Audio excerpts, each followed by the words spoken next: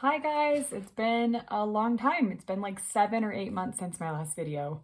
I believe the last one that I posted was when I had my miscarriage slash stillborn back in, when was that? The very end of January. It was January 29th, I believe. Anyway, so I believe that was my last video, right around there, beginning of February, end of January. Anyway, it's been an interesting and really rough months, I guess, almost half a year or whatever. Immediately after, it was pretty rough. So I guess I'll just kind of start where I left off. I didn't feel like there was a whole lot to say at the time because I didn't have any idea what was going to happen next. I didn't know if I was going to do this again, going to do the surrogacy again. I didn't know whether the parents wanted to try again. I honestly, my body was just kind of all over the place. My hormones were insane. So I lost the baby. The next day we went and got induced, had the baby. They ended up doing an autopsy on her and then cremation. So then I went home and made my last video and everything. And a couple of days later, my milk came in, and I was not expecting that, honestly, because she was so little when I lost her, 18 weeks. I didn't think that my body would kick in and I would, my milk would come in. So, but my milk did come in and my hormones were insane. They were everywhere. I definitely went through some depression. Hormones, they were kind of everywhere. I found myself having extreme anxiety. So I didn't have extreme postpartum depression, but there was definitely some depression there. But I did have extreme postpartum anxiety.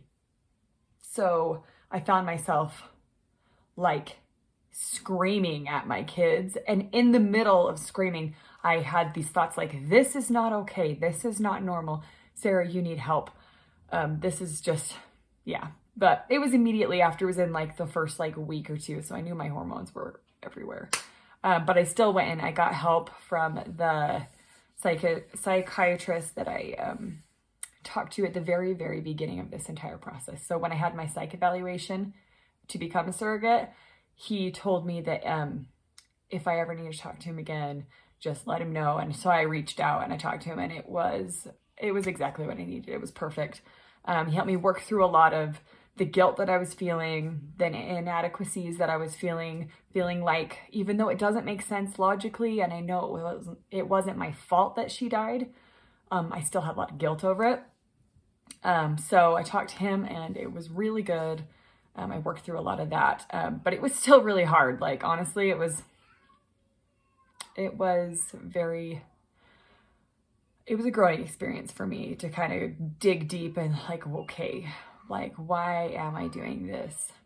Okay, sorry, my video just cut off like that. It's not downloading right for whatever reason. I'm not really sure.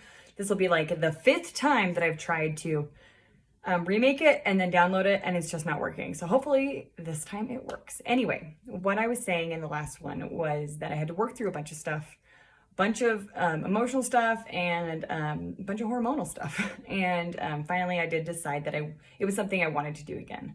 So I'm working with the same couple, and this will be our 4th transfer. So anyway, what I was getting to is it's transfer day. So that's what not today, but that day that I was recording originally was transfer day. Anyway, so yeah, we are transferring a boy, and it will be the first boy that I have ever been pregnant with that I know of. So that's pretty exciting. It's a little bit weird, but also cool. So anyway, boy embryo, it is a donor. So donor sperm, donor egg, it's completely donor. It's not at all biologically mine. It's not at all biologically my IP's. So I've had a lot of people have a lot of negative things to say about that. Asking, of course, the question, why are they adopting an embryo? Why are they doing donor sperm, donor egg when that's practically adoption? And why don't they just adopt a baby? So I would say the first thing you guys got to realize is, it's a valid question, but also I'm super tired of hearing it. Way tired of hearing it, because I think almost every single person that I have mentioned that to has gotten kind of offended. why would they not adopt a baby? It's like, okay, I do see where you guys are coming from. I do. But these people that I've been working with have been through the ringer. Like, when it comes to getting a child, I have never met anyone that has tried so hard and been let down so many times. So with just me, this will be our 4th transfer. And that's with me. And with just them by themselves, they've done their many cycles of IVF. And before that, they had their own natural pregnancies that didn't make it. So definitely, they've been through the ringer. So let's try to be like nice and not judge somebody for how they want to get a baby. Also, another thing you got to understand is here where we live, they are 1 in a million white heterosexual couples that would want to adopt. So they are nothing special in the adoption world. They looked at their options. They weighed the pros and cons of what it would be like right now if they would rather, adopt or just adopt through surrogacy pretty much. And really this was their most straightforward and easy option. Believe that or not, it was. So anyway, so that's what they decided to do, and I am stoked for them. I'm so excited. I mean, obviously I have extreme anxiety again, but I am very excited for them. And I hope, of course, I hope it works out. But anyway, so that is why they're doing that. Also, another thing is they can kind of control. I mean, I am under contract. I am under contract to take care of my body during this pregnancy. To, eat certain things, not eat certain things, to drink certain things, not drink certain things, to, I'm under contract to take very good care of my body. So of course, even if I wasn't, I would take good care of my body. But I mean, they know what they're getting. And if they were going through adoption, they don't know how that mother could be treating her body and affecting the baby. So that's also another thing you got to think about too, is they just kind of know what they're getting here. So why would they not, try to do this first? So anyway, plus they already had the embryos made from the last time they did donor. They just kind of made a couple extra just in case, like, oh, we have the donor egg plus the, the IF's sperm. So we'll just make a couple with somebody else's sperm just in case. So that's what they did. And they ended up needing to use them. So anyway, and all they have left are boys. So yeah, like I said, we're transferring a boy. Anyway, yeah, I will put some pictures and stuff of the transfer, and yeah, we'll go from there. So we don't know where it ends. I wanna be a crystal bowler. I wanna show you how it ends. Okay, so we've just been doing the 2-week wait between the transfer and getting my HCG levels done. So I, of course, didn't wait for my blood draws. I was taking home pregnancy tests like I always do because I'm too impatient to wait till my blood draws. So anyway, I got my first positive on day 4 post-transfer. So I got my first positive, pretty faint, quite the squinter. But, and then every day it's just been more and more. It's just gotten darker. So I had my first betas done 7 days post-transfer. So a week after transfer, I had my first betas done, and my level was 96. So I was so stoked about that. I was like, wow, that's like way more, because I believe at day 10, they wanted like around 100 is a good at day 10. So we were like, wow, that's like, 2 days or 3 days earlier. And it was practically at 100. So that was really good. And then I went and got more blood, another blood draw, more betas done today.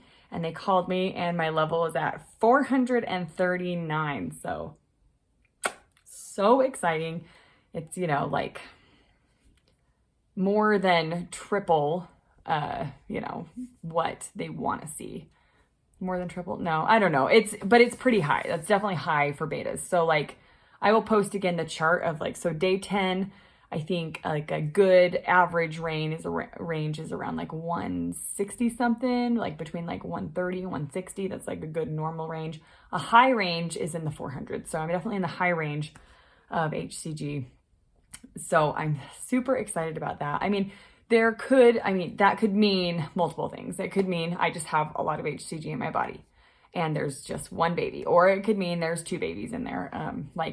We didn't transfer two, we transferred just one.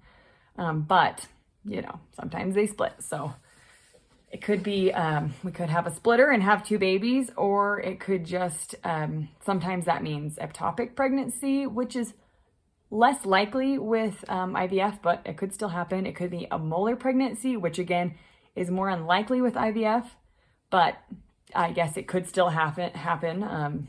But anyway, so that's what those mean, because those usually have higher HCG levels for whatever reason. I actually don't know.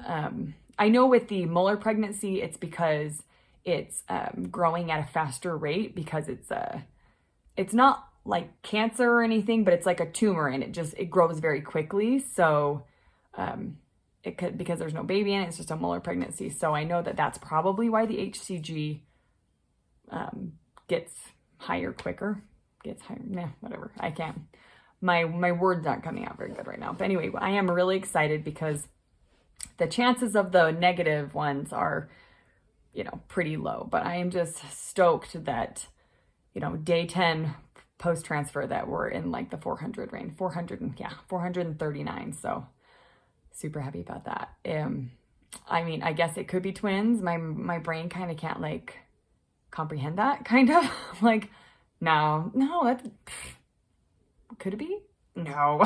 So if you have had, I want to know what people's betas were at different points. Like, I want to know what your HCG levels were at, because I know with my other ones, the other ones that I've gotten done, I was normally in about the 100 range, around 100, like around like 160, 170. I was in the higher hundreds to 200s at day 10, but this is definitely the highest that I've been. But anyway, I don't know any other factors that could like factor in why you have higher HCG, except for my body maybe just pumping it out like, this baby's gonna live. Maybe that's what it is.